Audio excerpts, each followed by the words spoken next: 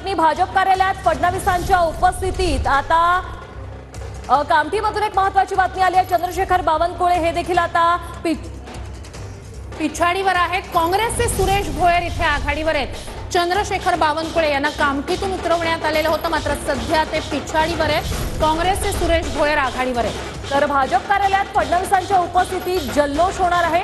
फडणवीस आपल्या कार्यकर्त्यांना संबोधित देखील करणार आहेत। दुपारी 3 वाजता भाजपच्या कार्यालयात हा जल्लोष साजरा होणार आहे।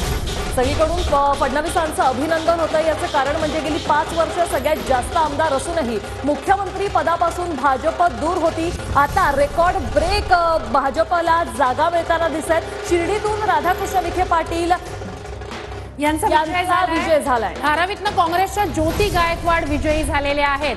2 महत्त्वाच्या घडामोडी आपण पाहतोय। शिर्डीतनं राधाकृष्ण विखे पाटील विजयी।